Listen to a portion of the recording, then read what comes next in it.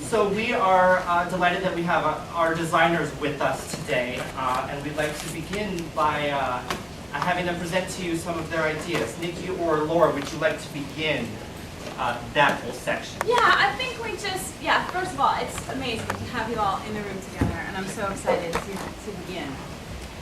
So I just wanted Nick and I just to talk for just a little tiny bit about some of the reasons why we're excited to be in the room and to tell this story.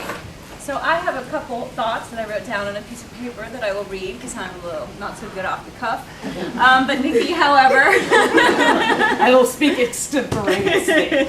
I'll just say a couple of things because her thoughts are probably way more organized. Hi everyone, I'm so excited to see all of your lovely faces.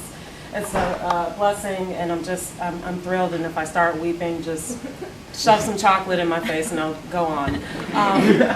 I fell in love with this play a few years ago. I had the great honor of actually performing in this play as Ismene at the Court Theater's production.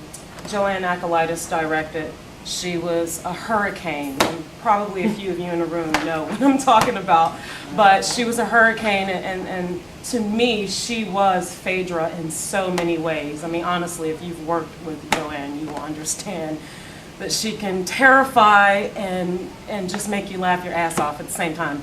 So I fell in love with the play then, and because the translation that Joanne actually adapted was from Racine, I fell in love with the French. Like, it's probably my favorite romantic language of all of the Romance languages.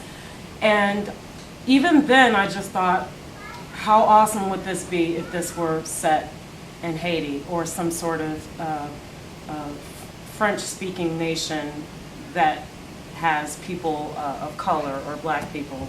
And so I guess that was the genesis of it. It just kind of nibbled around in my head. And then some years later, after I guess I mustered the courage to just start writing crazy thoughts, this play came about. And I was fortunate to have it sort of cultivated by the brilliant people here at Lookingglass. And it is a Greek tragedy, but in my head it's always been a dark comedy.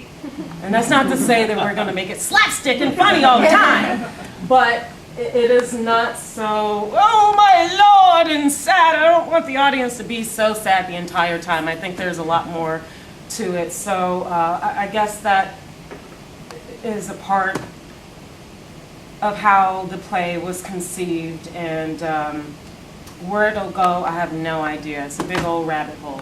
That's what she said. Okay. See, I told you I was going to say something stupid.